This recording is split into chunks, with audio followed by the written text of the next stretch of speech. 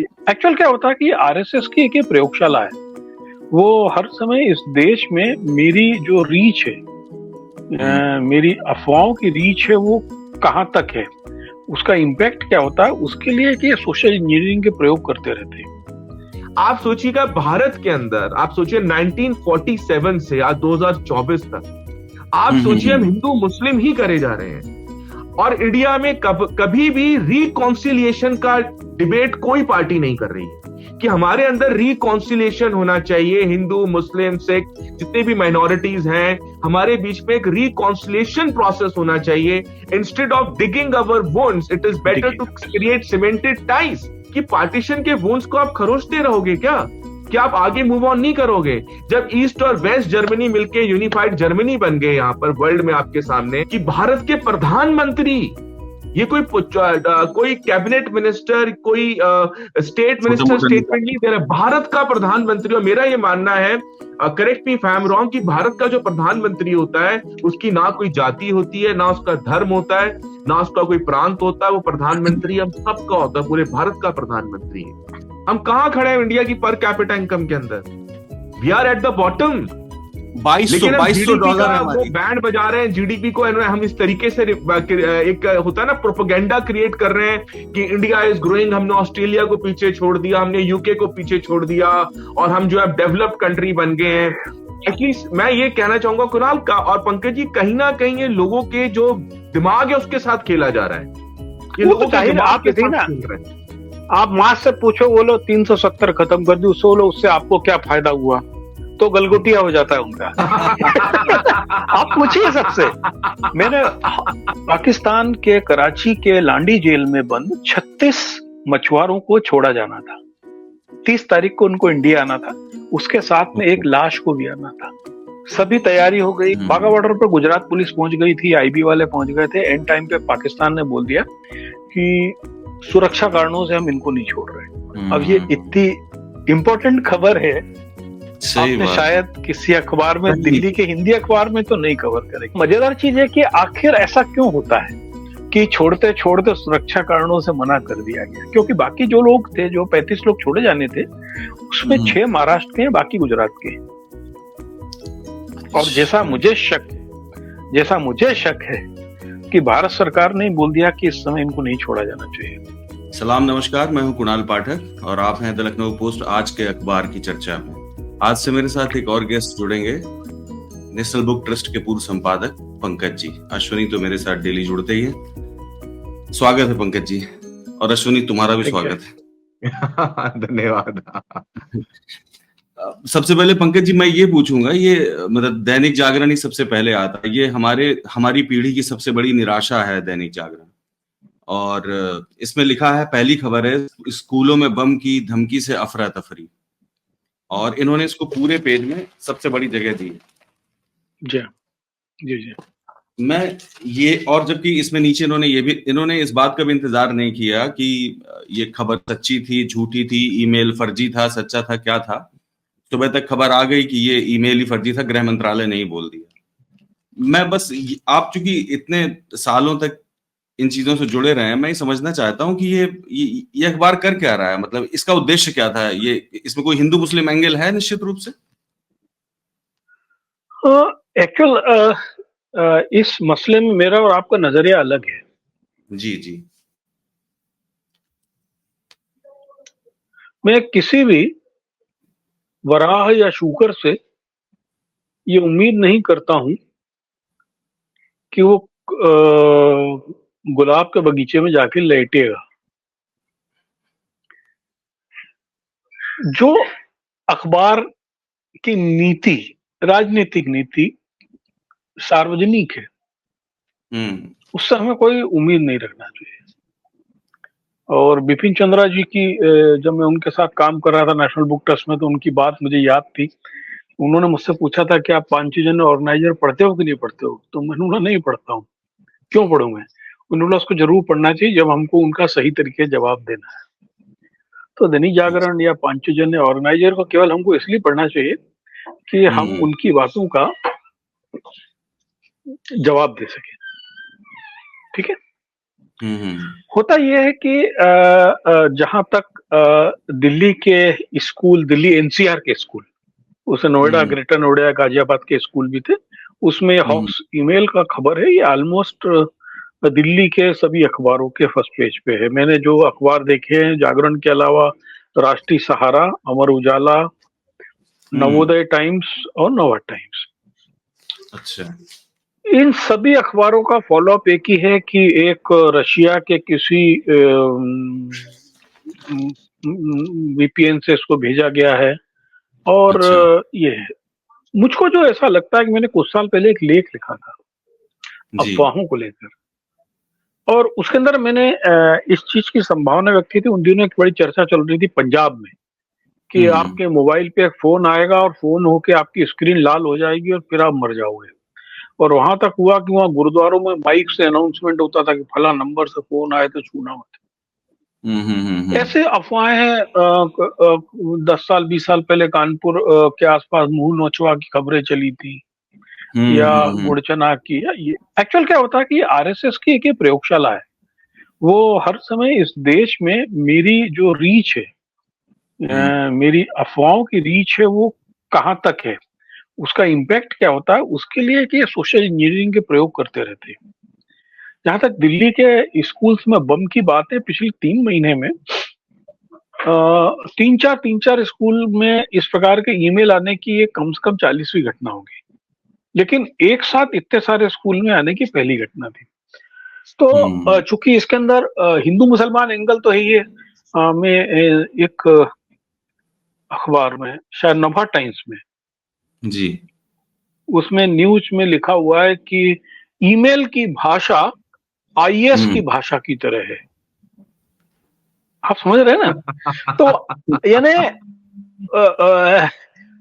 उसका जो इम्पैक्ट देने का असर था कि 123 स्कूल में पढ़ने वाले 1.25 लाख बच्चे, 1.25 लाख बच्चों का मतलब 2.5 लाख पेरेंट्स, 2.5 लाख पेरेंट्स का मतलब 10 लाख लोग कम से कम।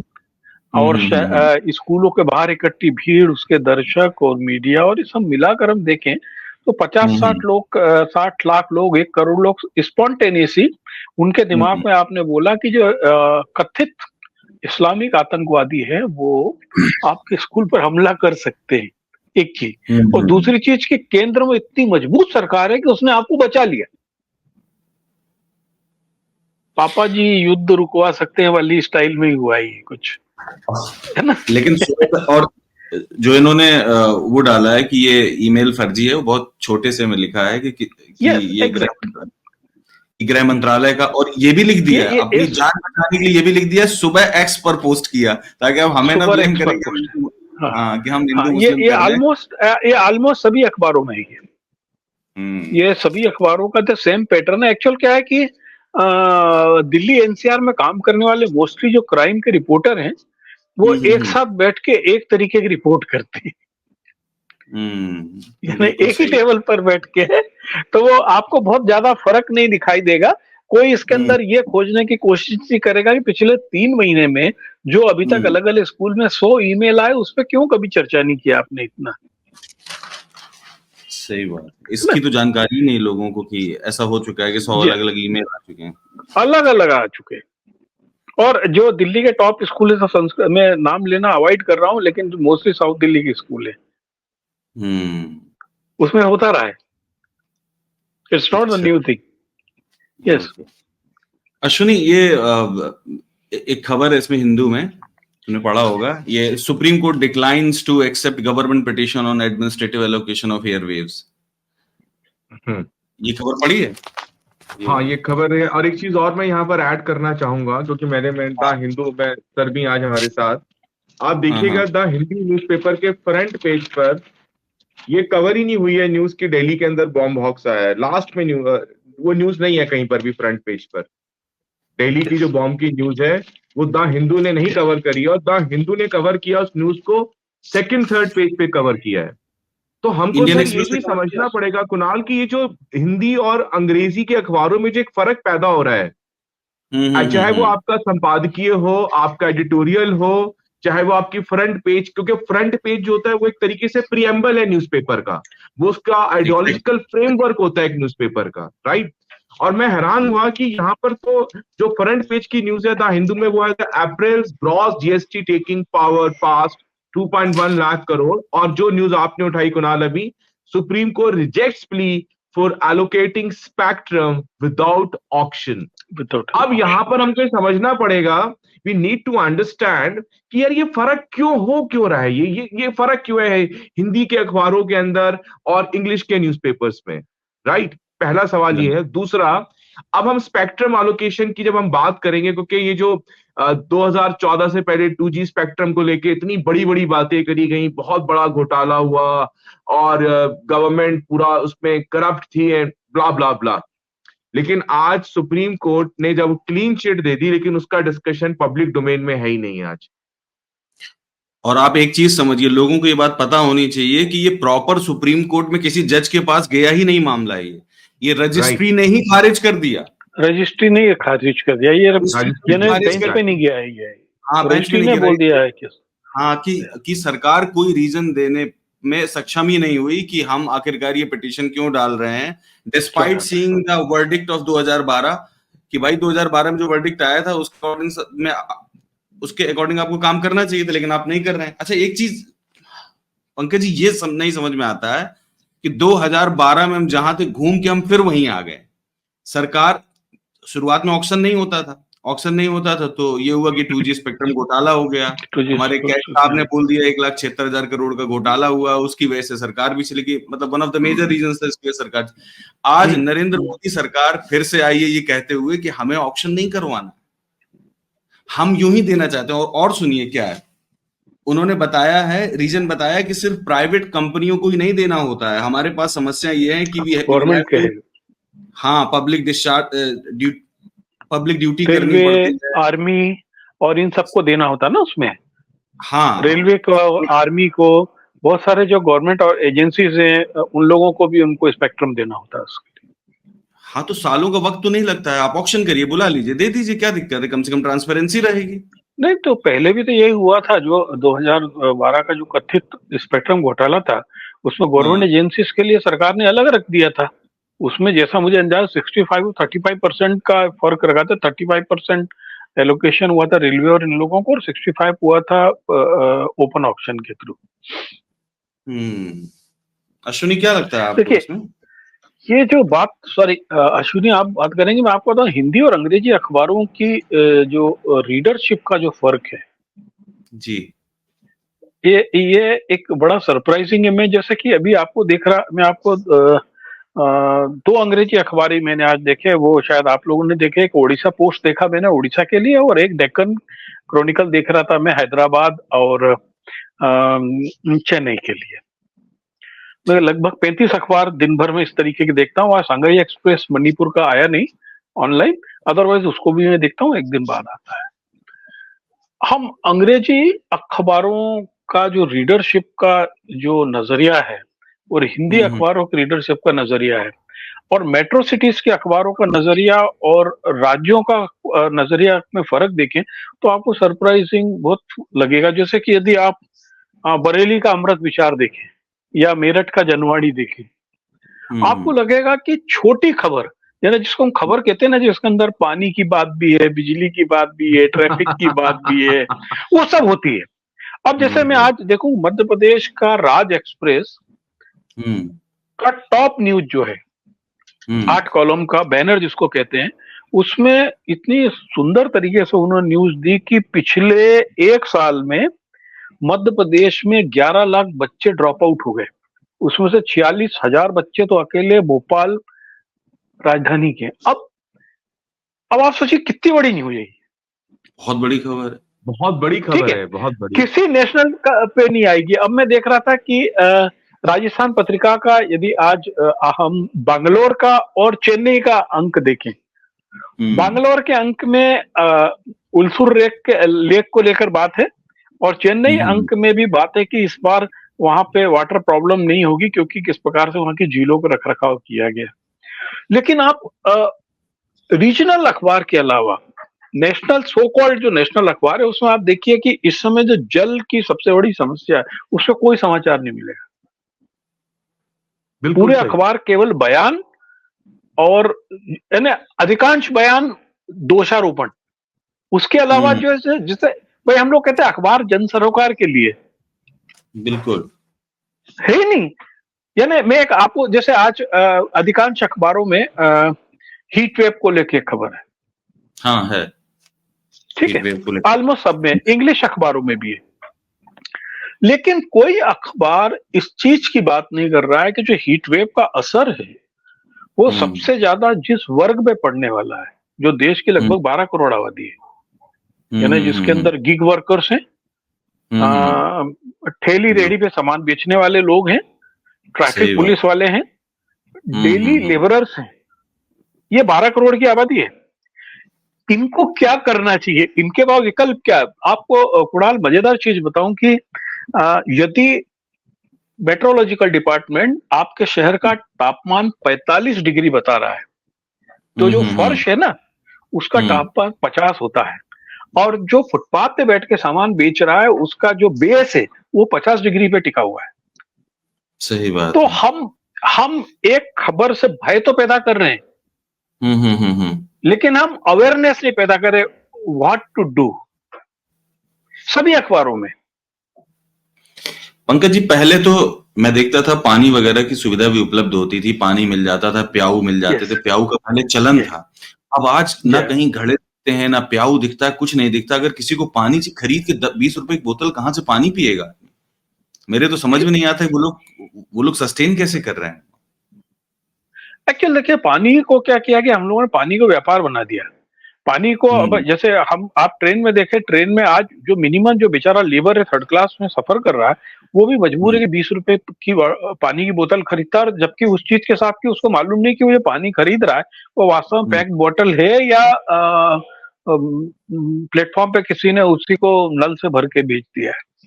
तो हम लोगों ने जो भावनाओं की चीजें थी, जिसके साथ हमारी इमोशन जुड़ी थी, उनको व्यापार में बदल दिया।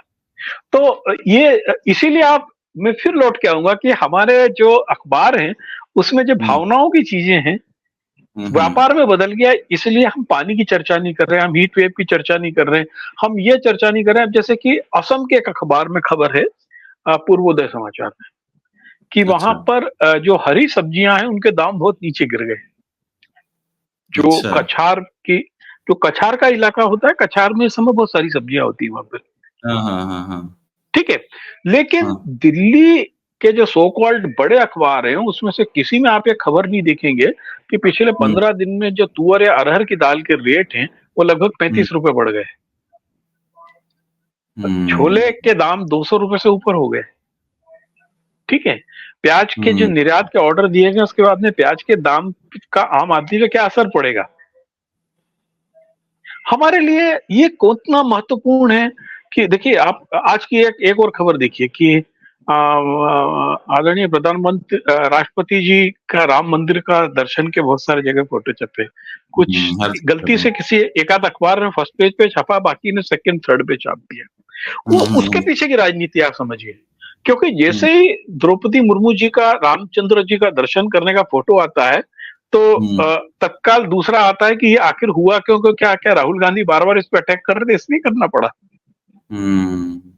राइट, बिल्कुल सही, ठीक है ना। राहुल गांधी बार बार कह रहे थे कि राष्ट्रपति जी चूंकि ट्राइबल हैं इसलिए उनको नहीं आने दिया, और उसके बाद में उन्होंने अच्छा किया।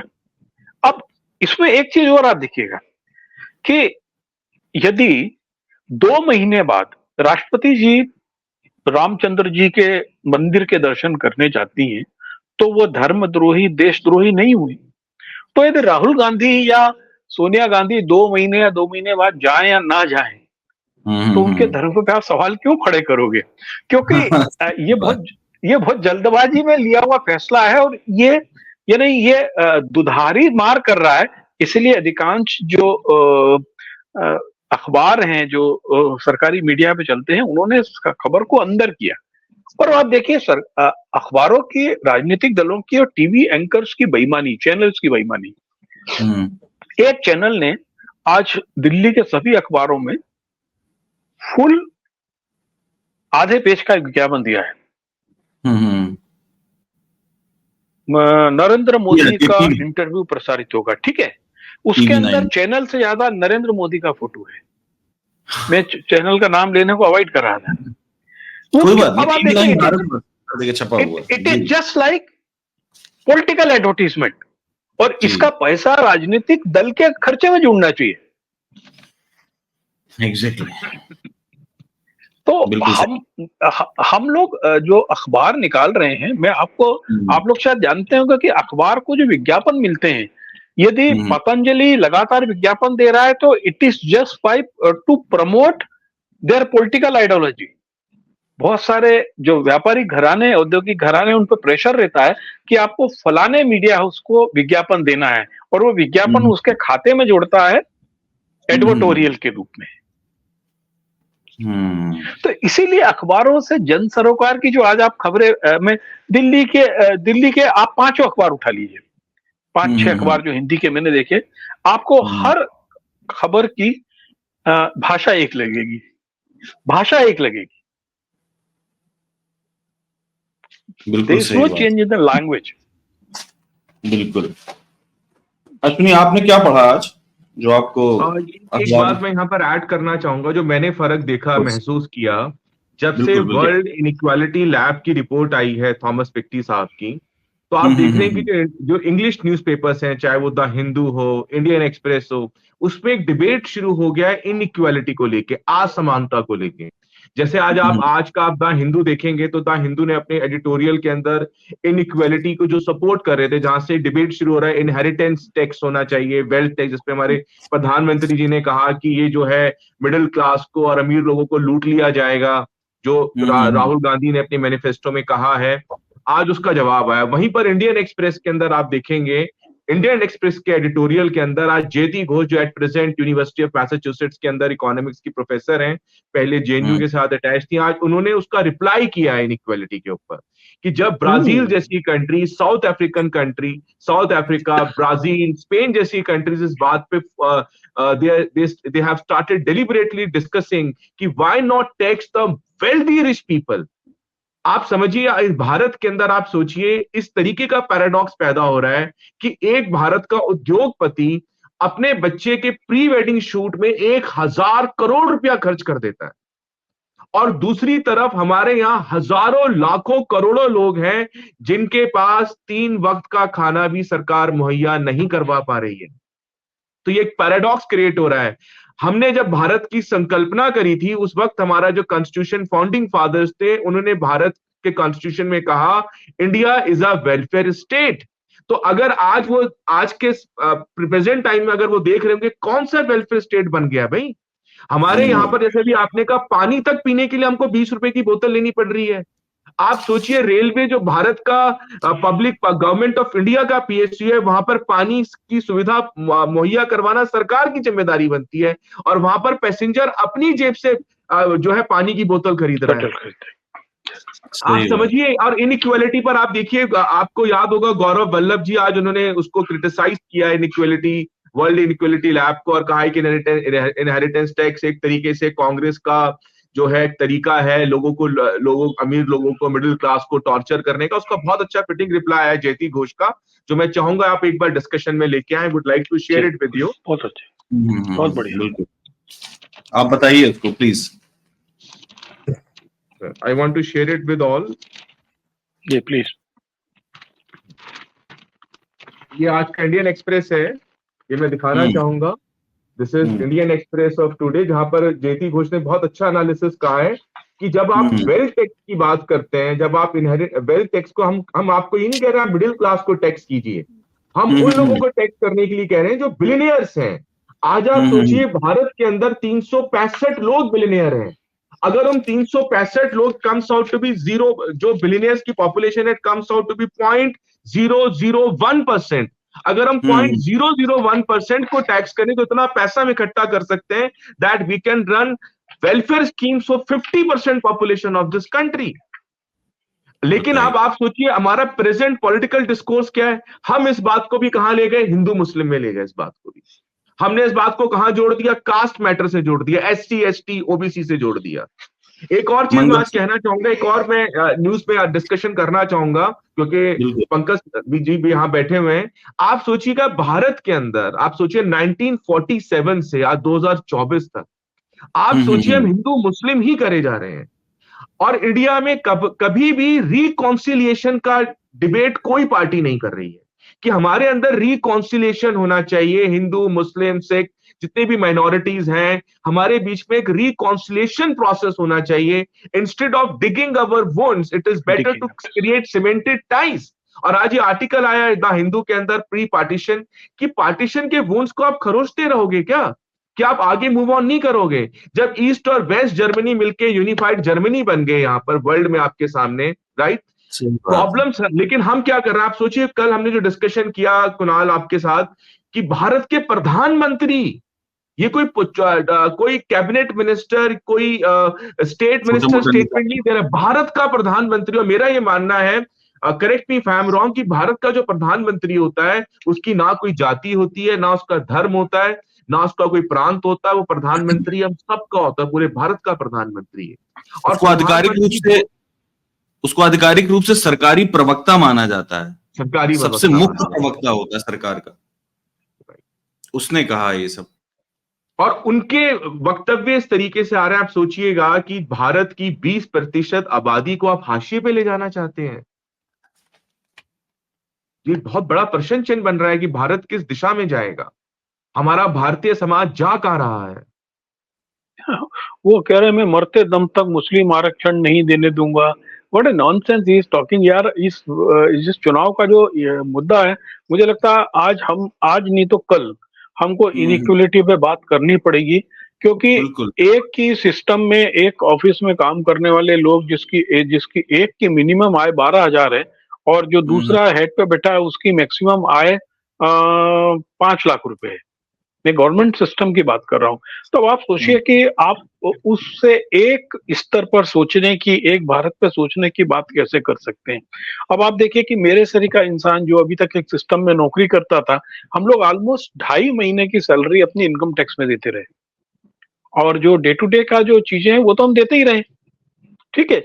और ठीक यही टैक्स और यही वो भी दे रहा है जो क्रोनिक कैपिटलिज्म का मालिक हो चुका है देश में, जो जिसके पास है सब कुछ, सत्ता के जितने भी शस्त्र हैं, मीडिया से लेकर पूंजी से लेकर, वो सब उसके हाथ में केंद्रित हैं, जो हमको अपने रिमोट पे चला रहा है। बिल्कुल। यहाँ पर मैं एक पॉइंट ऐड करना चाहूंगा कि जयती घोष जी ने एक बहुत अच्छी बात की, अपने आर्टिकल में लिखती है, एडिटोरियल में देख रहा हूँ उसको जी। इंडिया का जो इनकम टैक्स है वो बहुत ही रिग्रेसिव है। किसके लिए? मिडिल क्लास के लिए, मिडिल क्लास के लिए, हमारे लिए। यस, आप सोचिएगा, पहले तो ये था कि पंकज जी इस बात को बेहतर और अच्छा समझा पाएंगे कि हमारे यहाँ पर सोशल सिक्योरिटी प्रोवाइड करना सरकार की जिम्मेदारी थी। आज सरकार का सिक्योरिटी से वापस जा रही है। आज आप देखिएगा कि एक तरफ आप कह रहे हैं कि हम जो है सबको घर देंगे, लेकिन अगर आप नोएडा गुड़गांव में भी आप स्थिति देखेंगे, मकानों की कीमत 5 करोड़ 4 करोड़ 8 करोड़ 10 करोड़ कीमत पहुंच रही है। तो एक सवाल यहाँ ये उठता है कि ये इतना पैसा आ कहां से रहा है? लोग गवर्नमेंट सर्वेंट हैं, जो मिडिल क्लास लोग हैं, उनकी तो इतनी इनकम ही नहीं है कि वो 5 करोड़ का घर खरीदेंगे। तो ये 5 करोड़ का घर कौन खरीद रहे हैं? कौन लोग हैं? किन की वजह से ये मार्केट जो है रियल एस्टेट का इतना एक्सपोनेंशियली इंक्रीज करता जा रहा है? तो आप एक तरफ तो आप अमीरों को बहुत अमीर बना रहे हैं और गरीबों को आप बहुत गरीब बना रहे हैं। आप, हमारे पास एक ओल्ड पेंशन सिस्टम होता था जहां पर गरीब अब जो हमारा गवर्नमेंट एम्प्लॉय होते थे वो सस्टेन कर लेते कि रिटायरमेंट के बाद एक डिग्निफाइड लाइफ वो जी सके। अटल बिहारी वाजपेयी जी की सरकार बनी 2004 में, अप्रैल के महीने में उन्होंने सबसे पहला काम किया, ओल्ड पेंशन सिस्टम को ही खत्म कर दिया। और न्यू पेंशन सिस्टम क्या है? न्यू पेंशन सिस्टम है कि मैं अपना ही जुड़ा हुआ पैसा जोड़ूंगा और बाद में वही पैसा मैं अपने लिए इस्तेमाल करूंगा। That's it. ओल्ड, और वही मार्केट में लगाया जाएगा। सिक्योरिटी पे कोई, उसको मार्केट से जोड़ दिया गया है। उसको मार्केट से जोड़ दिया एग्जैक्टली। जबकि आप देखिए कि अभी कोविड के समय हम सब लोग देख चुके हैं कि स्पेशली जैसे हेल्थ सेक्टर है, हेल्थ सेक्टर आप जितना प्राइवेट कि पार्टीज के बदौलत कर दोगे, आम आदमी की पहुंच से वो दूर होता चला जाएगा। आप देखिए 4 साल हो गए हम लोगों ने गवर्नमेंट सेक्टर में हेल्थ को बेटरमेंट बनाने का कोई काम नहीं हुआ। मैं जैसे आपको उदाहरण बताऊं, मैं जिस जगह पे रहता हूँ वो गाजियाबाद जी। जिले का ट्रांसेंडर इलाका है, जो हाँ, इन हाँ। जिसकी आबादी वहाँ की विधानसभा साहिवाल विधानसभा सबसे बड़ी विधानसभा है, वो एक प्रकार से हम्म। जिले की आबादी के बराबर है। लेकिन पिछले 10 साल में या 15 साल में वहां पर कोई गवर्नमेंट हॉस्पिटल नहीं खुला, कोई गवर्नमेंट स्कूल नहीं खुला, कोई गवर्नमेंट कॉलेज नहीं खुला। हमने जिस डेवलपमेंट के नाम पर जिस सड़क को बनाया, दिल्ली टू मेरठ रोड जिसको कहते हैं, this is the development of India, उस सड़क पे हम्म। यदि आपको चलना है तो आपको 150 रुपए देने, दिल्ली से मेरठ चलने के आपको 150 रुपए देने। तो जिसको कहते थे कि सरकार जो है वो व्यापार करने के लिए है कि जन सरोकार के लिए, अब उसकी परिभाषा बदल गई। जो मैं फिर आ रहा हूँ पानी के ऊपर, कि पानी का संकट इस तरीके का है कि वो कहते हैं कि ये आपका संकट है, आप 20 का बोतल खरीदो, 50 का खरीदो। दिल्ली सरी के स्टेट में ऑफिशियल डेटा है कि 11% आबादी आज भी टैंकर पे डिपेंड है। बताइए। जब हम पूरा कह रहे हैं कि टैंकर हर माफिया है जिसे सरकार जो है सपोर्ट करती है, पूरा टैंकर माफिया हर चल रहा है। हर घर जल नल जो है पूरे देश का, मैं करीबन अभी पिछले 1.5 महीने में अलग अलग राज्यों के कुछ विलेजेस को विजिट किया, जिसके अंदर हरियाणा भी है, मध्य प्रदेश भी, उत्तर प्रदेश भी, राजस्थान भी है। हम्म।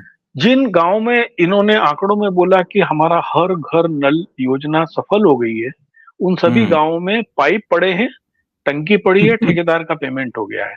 लेकिन उस टंकी में पानी कहां से आएगा? उस टंकी का पानी जो होगा वो घरों तक जाने के लिए आपको बिजली चाहिए, तो वो नहीं है। तो जो जैसे आज की एक और खबर है, मैं आज सब आप लोगों ने देखा होगा कि बड़ा सलीके से पीठ ठोकी जा रही है कि हमने जीएसटी का सबसे बड़ा फ्रंट कलेक्शन पेज किया। की न्यूज़ है। Right right right. ठीक है, अब आपने कभी सोचा कि वो जीएसटी देने वाला कौन है? जीएसटी आम क्यों आदमी। ज्यादा आ रही है? भाई मेरे मार्केट का जो जो चीनी आज 35 रुपए थी वो 45 रुपए हुई, जो छोले 140 के थे वो 225 हुए, जो तुअर की दाल 90 रुपए थी वो 180 हुई। तो जीएसटी तो अपने आप बढ़ेगा, अपना पड़ेगा, बिल्कुल सही बात है। इन्फ्लेशन बढ़ रहा है, आप अपने आप जीएसटी भाई बढ़ेगा। आप इन्फ्लेशन आप जीएसटी बढ़ रहा है, सरकार कह रही है कि हम बहुत अच्छा काम कर रहे हैं। आप देखो तो कि जीएसटी देने वाला आदमी तो लोअर मिडिल क्लास और मिडिल क्लास का है। आपने डेली कंज्यूमर आइटम के ऊपर आपने बढ़ा दिए, जबकि 2 महीने पहले ही इन्हीं अखबारों की रिपोर्ट थी कि हिंदुस्तान में लोग अपने अंडरगारमेंट और चप्पल भी नहीं खरीद पा रहे हैं, उसकी जो बिक्री उसमें घटोतरी हो गई है। क्योंकि पंकज जी ना, मतलब है क्या कि देश में अनएम्प्लॉयमेंट रुका हुआ नहीं है, बहुत तेजी से बढ़ रहा है। अभी हाल में हम लोगों ने पढ़ा कि लोग कह रहे हैं कि हमने यूके को पीछे कर दिया है जीडीपी के मामले में। पर देखिए यूके में अनएम्प्लॉयमेंट रेट कितना है, 4% के आसपास। भारत में अनएम्प्लॉयमेंट रेट 7.5% के आसपास, 7.5% के आसपास। और कुणाल, एक चीज और आपको समझनी पड़ेगी कि GDP is not the right reflection of the health of your economy. Health of the GDP economy एक एंड द मास यूनिडायमेंशन है, उससे ज्यादा इंपॉर्टेंट है पर कैपिटा इनकम। हमारी पर कैपिटा इनकम कहां पर है? हम कहां खड़े हैं इंडिया की पर कैपिटा इनकम के अंदर? We are at the bottom. 2200 GDP का डॉलर है वो हमारी। बैंड बजा रहे हैं, जीडीपी को हम इस तरीके से एक होता है ना प्रोपेगेंडा क्रिएट कर रहे हैं कि इंडिया इज ग्रोइंग, हमने ऑस्ट्रेलिया को पीछे छोड़ दिया, हमने यूके को पीछे छोड़ दिया और हम जो है डेवलप्ड कंट्री बन गए हैं। एटलीस्ट मैं ये कहना चाहूंगा कुणाल का और पंकज जी, कहीं ना कहीं ये लोगों के जो दिमाग है उसके साथ खेला जा रहा है। ये वो लोगों तो के दिमाग आप के देखिए साथ ना, खेल रहे हैं। आप मास से पूछो, बोलो 370 खत्म कर दी, उससे बोलो उससे आपको क्या फायदा हुआ, तो गलगोटिया हो जाता है उनका। आप पूछिए सबसे, मैंने पढ़े लिखे लोगों से पूछा, बोले 370 खत्म कर दिया। मैंने, मेरी जानकारी में 370 खत्म तो नहीं हुआ, वो तो अभी संविधान का हिस्सा है, लेकिन उससे आपको क्या फायदा हुआ? आप देखिए ना कि 370 पे जो लोग पूछ रहे हैं उनसे पूछो कि भाई 3 साल में कितने लोगों ने घाटी में जाकर जमीन की रजिस्ट्री करा ली, कितने कश्मीरी पंडित वापिस चले गए? गए क्या कोई? तो ये जीडीपी भी गलगोटिया ही है। और उल्टा हुआ ये कि लोकल लोगों पर हमले बढ़े हैं। पहले इतने हमले नहीं हो रहे थे लोकल लोगों पर। पिछले 5 सालों में लोकल्स पर जितने हमले हुए हैं, आउटसाइडर्स पर इतना पहले नहीं हो रहे थे। 65,000 हमले बढ़ आदमी गए मारे जा चुके हैं वहां पे। 65,000 आदमी मारे गए वहां पे 2019 के बाद से। ये मैं पिछले 10 साल के आंकड़े बता रहा हूँ। 10 साल। 10 साल। मोदी जी सुन रहे होंगे, हो सकता है सुने कहीं से। नहीं, ये सब नहीं सुनते हैं। अच्छा, मणिपुर का अभी तक नहीं सुना ना उन्होंने। वहां पर आप सोचो कि अमित शाह कर्नाटका में उस लड़की के घर पे मिलने पहुंच गए, जो पार्षद की हिरेमठ, जो बच्ची की मर्डर हुआ, उस जिसको सो कॉल्ड लव जिहाद सो एंड सो किया जा रहा है, तो उसके घर अमित शाह मिलने पहुंच गए। लेकिन मणिपुर पे कोई जवाब नहीं है। मणिपुर की तो जो गवर्नर है उसका मुंह बंद कर दिया कि आपको बोलना ही नहीं है, इंतजार करो, वो दूसरा सतपाल मलिक बनेगी अभी। मणिपुर, आप समझिए मणिपुर में क्या हालत है। मणिपुर में आज की खबर है जनसत्ता की कि मैतेई महिलाओं ने 11 उपद्रवियों को सेना की हिरासत से छुड़ाया। आप सोचिए, सेना की इमेज के बिल्कुल परखच्चे उड़ा दिए। अब इस खबर को अगर आप पढ़ेंगे जनसत्ता में, तो ऊपर सिर्फ एक लाइन में लिखा हुआ, बाकी पता ही नहीं चलता कि इन्होंने खबर क्या लिखी। ये 4 दिन पुरानी खबर है, मैं आपको बताऊं। ये खबर 4 दिन पुरानी, इसका मेरे पास ओरिजिनल वीडियो भी है। एक्चुअल क्या है कि मैतेई वहां पर की जो पॉलिटिक्स है, मैतेईस को अब हिंदू घोषित कर दिया गया और कुकीज को क्रिश्चियन घोषित कर दिया गया। क्रिश्चियन, बिल्कुल सही, बिल्कुल सही। ठीक है। और वहां पर क्या है कि जो मैतेई, आपको सुन के बड़ा शर्म आएगी कि पिछले लंबे समय से जो मणिपुर में हिंसा हो रही है, उसके अंदर जो मैतेई महिलाओं का जो समूह है वो हिंसा में सबसे आगे रहा है। और अनफॉर्चुनेट कुकी महिलाओं के साथ में जो दुर्व्यवहार हुआ, उसके अंदर महिलाएं ही शामिल थी। यही तो ऑर्गेनाइजेशन है, मीरा पैबिस। यस, इन्होंने क्या, और ये जो वीडियो था उसको हमने देखा है, औरतें सड़कों पे लेटी हुई थी, इन्होंने लोहे के तार डाल दिए थे, फिर आर्मी के लोगों ने वो लोहे के तार हटा के उन औरतों पे गाड़ी चढ़ाने की कोशिश की और फिर लोगों ने छुड़ा लिया। एक खबर आपको आज और बताऊं, वो नॉर्थ इंडिया के अखबारों में नहीं है, वो केवल नॉर्थ ईस्ट के एक अखबार में कोने में खबर देखी थी। उसमें एन बीरेन सिंह, मणिपुर के जो चीफ मिनिस्टर है, वो कह रहे हैं कि पिछले 10 साल में अवैध म्यांमार से आए लोगों ने हमारे राज्य की सीमा में 19 गांव बसा लिए हैं। अच्छा, तो ये डबल इंजन सरकार के चीफ मिनिस्टर का बयान है। ये आपको दिल्ली के अखबार में नहीं मिलेगा। ये पूर्वांचल प्रहरी या पूर्वोदय दोनों में किसी में देखा है नहीं है। वहां पोलराइजेशन करने के लिए कर रहे होंगे, जबकि शर्म आनी चाहिए कि आप मुख्यमंत्री हैं वहां, आप ही की सरकार, आप ही पार्टी का प्रधानमंत्री है ना, जिसका 56 इंच का सीना भी ये लोग कहते हैं, और इसके बाद भी ये हो रहा है। भगवान जाने क्या। एक व्यक्तिगत एग्जाम्पल मैं आपके साथ शेयर करना चाहूंगा। पंकज जी ने बहुत अच्छा एग्जाम्पल दिया। मैं इम्फाल, मुझे बुलाया गया था। इम्फाल में स्टेट सिविल सर्विसेज एकेडमी है, गवर्नमेंट ऑफ मणिपुर की, तो वहां मुझे इनवाइट किया गया लेक्चर देने के लिए, तो मैं वहां गया। तो आप सोचिएगा कि वहां पर उस वक्त, ये बात मैं आपको बता रहा हूँ 2022 की बात है, तो मैंने ये जो फ्रिक्शन था मैतेई और कुकी का, ये मैंने उस वक्त, मुझे मेरे जैसे एक एकेडमिक आदमी को समझ में आ गया, क्या सरकार को नहीं समझ में आया। तो वहां मैं लेक्चर दे रहा था, तो मैंने जो है रिजर्वेशन के ऊपर कहा कि भाई जो शेड्यूल ट्राइब रिजर्वेशन जो है, बेसिकली SC ST का जो रिजर्वेशन है, वो कोई एम्प्लॉयमेंट जनरेशन स्कीम नहीं है, वो रिजर्वेशन है जो हजारों साल से जो एक हमने एक समाज को एकदम आइसोलेट कर दिया, तो उसको मेन स्ट्रीम में सोसाइटी में लाने का सरकार का इंटरवेंशन है। अब वहां पर इशू क्या है कि वहां पे जो वैली के अंदर मेजॉरिटी कम्युनिटी वो मेतीज है, तो वो लोग इस बात पे बहुत जो है, स्टूडेंट ने कहा नहीं सर, ये तो रिजर्वेशन होनी नहीं चाहिए, इससे तो ये बाकी लोग, और एक डिबेट बन गया। तो मुझे वहां पर वो फ्रिक्शन साफ दिख रहा था, और मुझे लगा कि आने वाले समय में यही जो मुझे दिख रहा है फ्रिक्शन, ये कहीं भयानक रूप ना ले जाए, और आज वो स्थिति वहां पर खड़ी हो गई है। मैं आपको अश्विनी एक चीज और बता दूं इसमें। जी मैतेईस लोगों के कथित हिंदू बनने का जो इतिहास है ना, वो केवल 100 साल का है। वो विशुद्ध ट्राइबल्स इसको पूजा करते थे। जिस प्रकार से एकल विद्यालय वनवासी सेवा केंद्र के रूप से झारखंड और बस्तर में RSS ने, राइट हाँ, तो राष्ट्रीय यहाँ पर आदिवासियों को हिंदू बना रहे हैं। जिस प्रकार से सबसे पहला प्रयोग इन्होंने गुजरात में किया था। गुजरात में भीलों को इन्होंने हिंदू बनाया और उन हिंदुओं का इस्तेमाल 2002 के दंगे में खुल के किया। जितनी लूटपाट और वो हुई वो भीलों के थ्रू कराई गई। तो यही प्रयोग ये अभी बस्तर में कर रहे हैं, झारखंड में कर रहे हैं, और जो मेतई वाला जो प्रयोग है उनका वहां पर सफल करके वो आइसोलेट उसको कर चुके हैं। पर आप दोनों लोगों से एक चीज मुझे पूछना है सर, कि क्या friction is the result to happen Manipur like incidences? उदाहरण के लिए देखिए, क्या महाराष्ट्र में मराठा और नॉन मराठा के बीच में फ्रिक्शन नहीं रिजर्वेशन को लेकर के? क्या हरियाणा में जाट और नॉन जाट के बीच में रिजर्वेशन को लेकर फ्रिक्शन नहीं है? क्या यूपी में नहीं है? मैं ये कहता हूं कि वहां पर ही इतनी हिंसक गतिविधियां कैसे हो गई? इसका मतलब यह है कि या तो उसको होने दिया गया या होती हुई चीजों को संभाला नहीं गया। नहीं, देखिए, दुर्भाग्य से आपको बताएं, वहां एक दूसरा मसला हुआ है जी। एक कथित सांस्कृतिक संगठन इस देश का, जो येन केन प्रकरण बहुत सारे हथियार इकट्ठे करना चाहता है। ये बहुत बड़ा तरीका था नॉर्थ ईस्ट से हथियार लूटने का, और आज भी वहां से बहुत सारे हथियार गायब हैं। आपको इतना और बताऊं कि मणिपुर से सटे हुए ठीक मिजोरम के इलाके में 45,000 म्यांमार से आए लोग बसे हैं। उनकी कारण मिजोरम की आर्थिक स्थिति खराब हो चुकी है।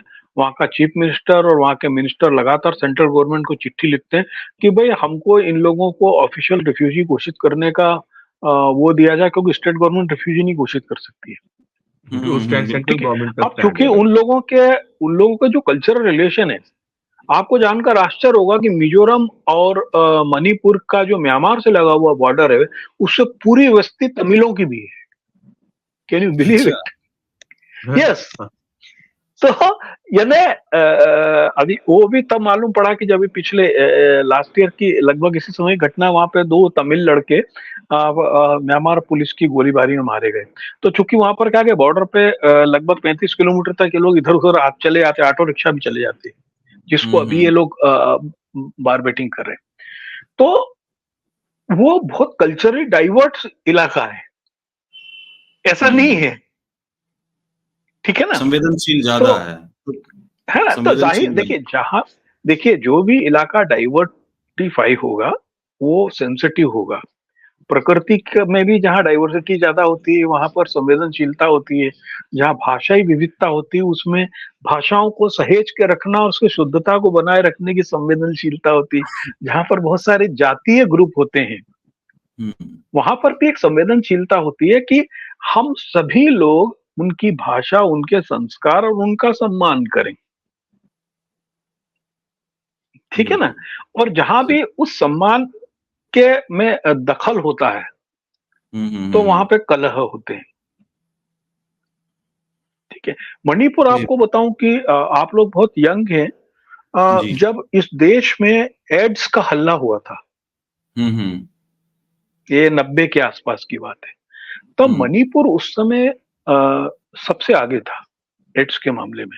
और उस समय से मालूम पड़ा था कि वहां पर ड्रग्स का ड्रग एडिक्शन और ड्रग्स ट्रांसफ्यूजन के कारण ये सब सबसे ज्यादा हो रहा है, ठीक है। देखिए, नॉर्थ ईस्ट के साथ वो कह रहा है कि कोई भी सरकार आ रही है, स्पेशली सरकार ने नॉर्थ ईस्ट के जो एक्सट्रीमिस्ट ग्रुप हैं, आउटफिट हैं, जो सेपरेटिस्ट हैं, उन सबके साथ में अलग अलग समझौते किए।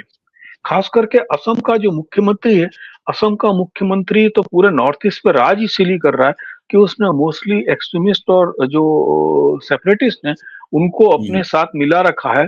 और यदि उसका आपको दुर्गति देखनी है तो जो ये बोडो हिल काउंसिल्स और जो इलाके सरनिया वगैरह के इलाके हैं, जहां पर उन इलाकों में आप जाकर देखो कि पैरेलल गवर्नमेंट चल रही है। और ये जो आदमी है ये उन्हीं के प्रेशर के कारण दल बदल करा रहा है, वोट पढ़वा रहा है। अब तो राजनीति नॉर्थ ईस्ट को, आपको बताएं कि नॉर्थ ईस्ट की खूबसूरती खत्म कर दी। आप मेघालय पे चर्चा नहीं कर सकते। मेघालय का जो पूरा इलेक्शन कैंपेन है मेघालय और उसके आसपास का, वो वहां की जो रेड होल माइंस हैं उसके जो अवैध ठेकेदार हैं। आप यकीन करें कि मेघालय का जो अवैध रेड होल माइंस का जो कोल होता है वो शामली और बागपत के ईंट के भट्टों तक आता है। आपकी आवाज चली गई थी। सुप्रीम कोर्ट, आपकी आवाज चली गई थी। हाँ, अब आ रही। आप क्या बता रहे थे कि मेघालय की रेड होल माइंस का क्या? एक बार फिर से।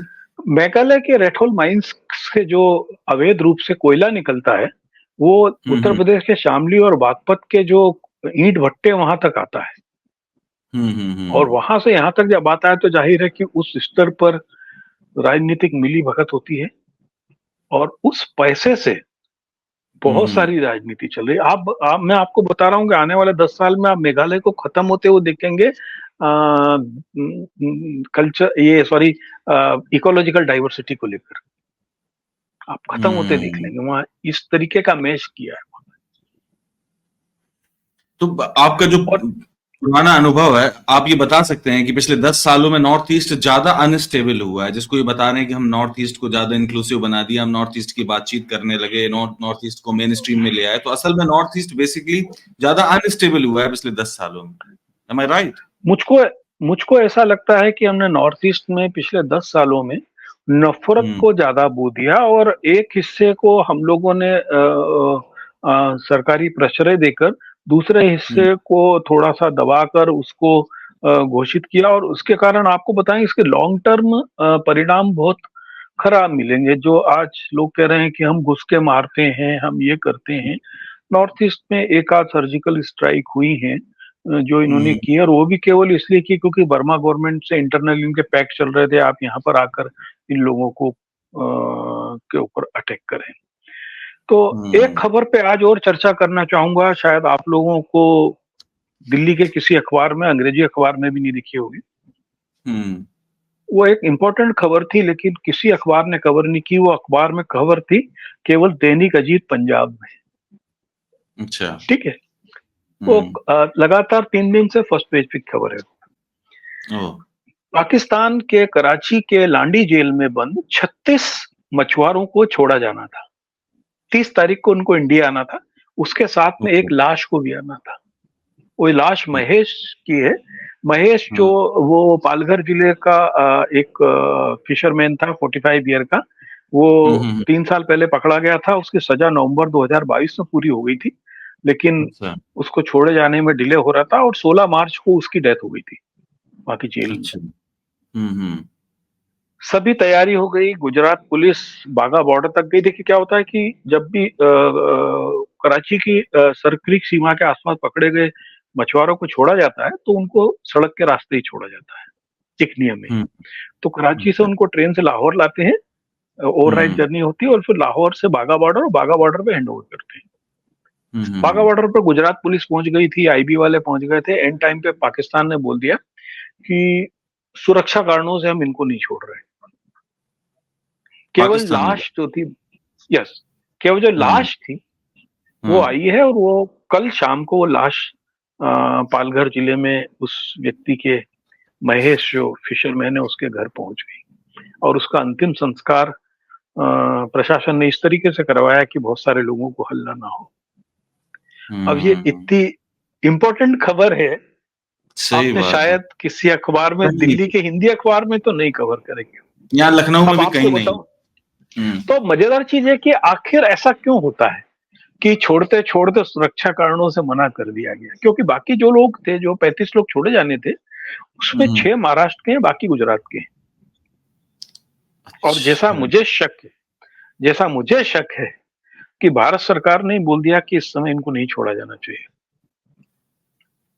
क्योंकि जब ये लोग अपने इलाकों में जाते और ये कहते हैं कि हमारी सजा तो 1 साल पहले खत्म हो गई थी, सरकार ने हमारे लिए कुछ नहीं किया, और हमारे साथ ये हम लोग ऐसे नारकी जीवन जिए, तो इनको लगता है कि हमारे वोट पे असर पड़ रहा है। क्योंकि वो उसकी डेथ 16 मार्च को हो चुकी थी, उसकी लाश सड़ने लगी थी, तो उसको तो उनको एक्सेप्ट करना ही पड़ा। और चूंकि पालघर इलाके में थोड़ा इनका डोमिनेटिंग है इन लोगों का, तो इन लोगों से मैनेज कर सकते हैं। बाकी इन लोगों ने जो कच्छ और रंड के आसपास के इलाके के लोग थे, उनको आने नहीं दिया। खबर है, ये मेरा एक शक है कि क्योंकि ऐसा होता रहा है पहले भी। क्योंकि आप देखिए कि जब जेल में पूरी तैयारी हो गई, मेरे जो वहाँ के सूत्र हैं, जनरली आप यदि पाकिस्तान का द डॉन और ट्रिब्यून एक्सप्रेस अखबार देखो तो आपको बहुत सारी खबरें इंडिया की उससे मिलती रहती है। तो जब अजीत का एक खासियत है, अजीत बॉर्डर की बहुत सारी खबरें कवर करता है। वहाँ के सुरेंद्र बंसल वगैरह दो हैं पत्रकार, वो पाकिस्तान की अच्छी खबरें लेके आते हैं। आज जैसे उसमें खबर है कि हरी सिंह नलवा के महल का रिनोवेशन हो रहा है पाकिस्तान में, तो हाँ, इस टाइप ये की खबरें न्यूज़ वहां है। मिलती हैं। हाँ, हरी सिंह नलवा, ठीक है, राइट। तो वो अजीत में होती है। अच्छा, यहाँ और यहाँ कहीं नहीं मिलती खबरें। हाँ, उन खबरों को कवर करने के लिए जैसे यहाँ पर डॉन या ट्रिब्यून एक्सप्रेस पाकिस्तान देखते हैं, तो हमें उसका थोड़ा डिटेल मिल जाता है। तो ये मेरा तरीका है अखबारों को पढ़ने का। तो नहीं, बहुत आपके जो बढ़िया। लोग यंग बच्चे देख रहे हैं, मैं उनको कहूंगा कि आप क्षेत्रीय अखबार देखिए, दिल्ली के अखबार मत देखिए। जैसे मैंने आपको बोला ना कि मैं उत्तरांचल की खबरें पढ़ने के लिए मैं अमृत विचार को पढ़ लेता हूँ, बरेली के खबर के लिए उसको देख लेता हूँ, मेरठ के आसपास की खबर के लिए मैं लोकल अखबार देखता हूँ। जैसे भोपाल की मैंने आपको खबर बताई, वो किसी अखबार में नहीं है, वो छोटा अखबार है और मुफ्त है। आप ऑनलाइन एक बार पढ़ लो, तो बेचारा रजिस्टर्ड कर लो आप गूगल से, वो फोकट में अखबार देखते रहो उनके। हाँ, सही बात। और जो हमारे पास अखबार आ रहे हैं उसमें खबर है कि कांग्रेस लिख कर दे, वो धर्म के आधार पर आरक्षण नहीं देगी, नरेंद्र मोदी आरक्षण नहीं देगी।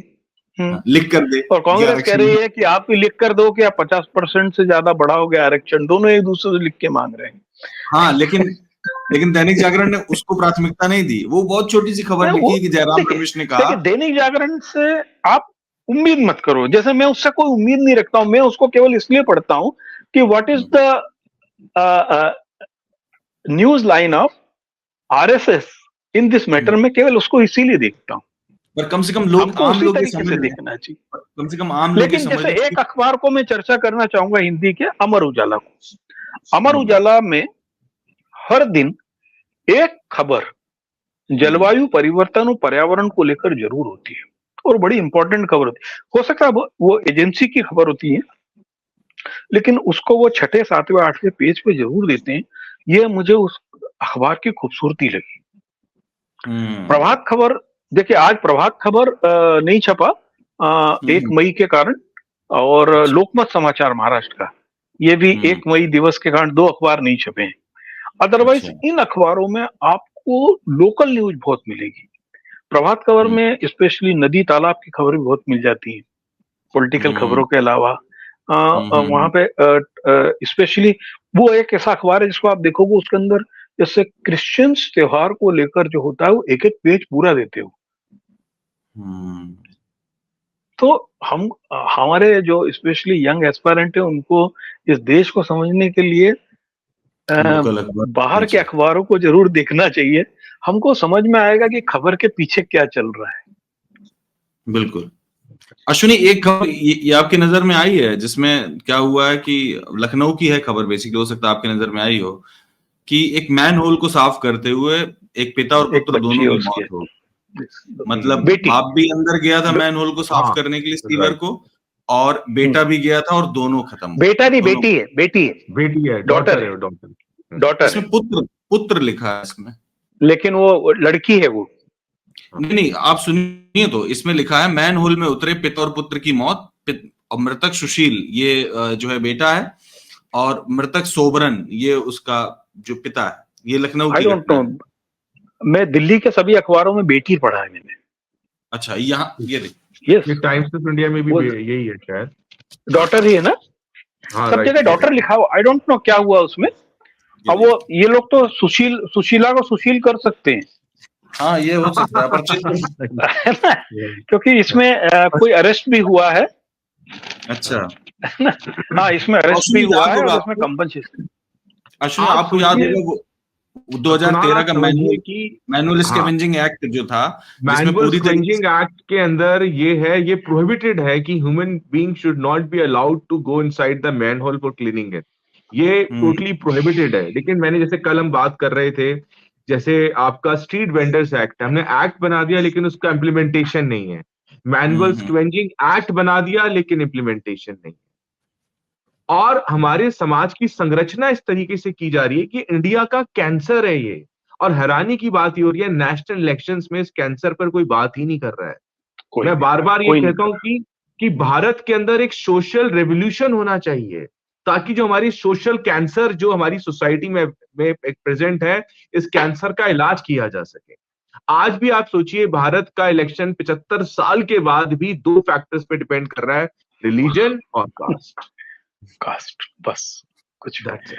इसमें आपको एक होता है, सन 2022 में सुप्रीम कोर्ट की एक बेंच ने, जिसमें 3 लोग थे, उन्होंने इस पे एक बड़ा गाइडलाइन दिया था, क्योंकि फरीदाबाद में उस समय एक हॉस्पिटल के सीवर होल में गिर के 5 लोग मरे थे और उसमें PIA लगा था।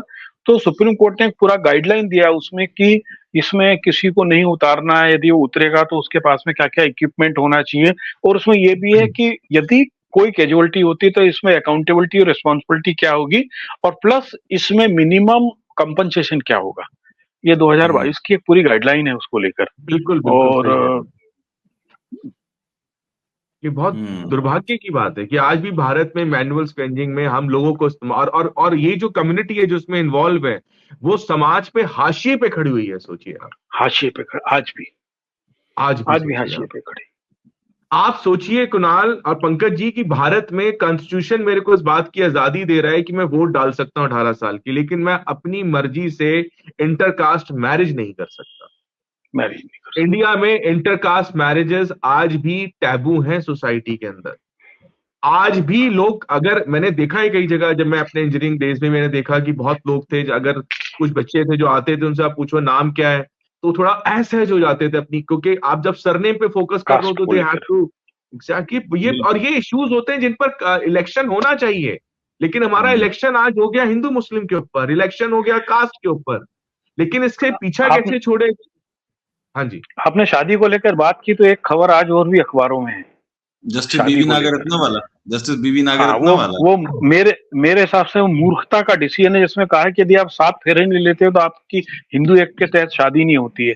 मैं बहुत सारे अजीब है, बौद्धिज्म में के लोगों को जानता हूं कि जो लोग नहीं करते हैं वो लोग केवल शपथ लेते हैं और शादी कर लेते हैं। आप आर्य समाज मंदिर को देखिए, आर्य समाज में 7 फेरों का कंसेप्ट ही नहीं है। आर्य समाज में जो शादी करते हैं वहां पे 7 फेरों का कंसेप्ट ही नहीं है, क्योंकि हिंदू धर्म भी तो अपने आप में एक बहुत डाइवर्सिफाइड धर्म है, वो कोई यूनिफाइड रिलीजन नहीं है हमारा।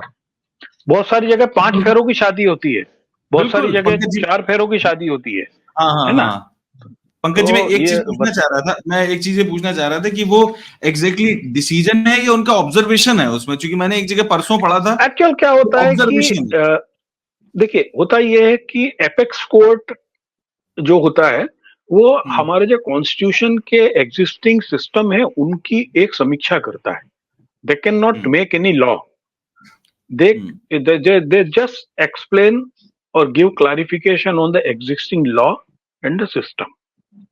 ठीक है, यदि एपेक्स कोर्ट के किसी जज ने बेंच पर बैठकर, बेंच इन द सेंस की चेयर पर बैठकर यदि कोई बात कही है, देखिए वो शायद वो जो केस है मैं उसको एग्जैक्ट पूरा नहीं देख पाया, अभी वो डिसीजन स्टेज पे नहीं है, लेकिन एक ऑब्जर्वेशन उन्होंने दिया, ऑब्जर्वेशन दिया है। एक कॉन्स्टिट्यूशनल पोस्ट पर होने के बाद आप इस तरीके का इवन आप ऑब्जर्वेशन भी दे रहे हैं, तो आप क्या प्रेसिडेंट सेट कर रहे हैं सोसाइटी के अंदर। एग्जैक्टली, क्योंकि मैं आपको फिर नॉर्थ ईस्ट पे लेके जाता हूँ।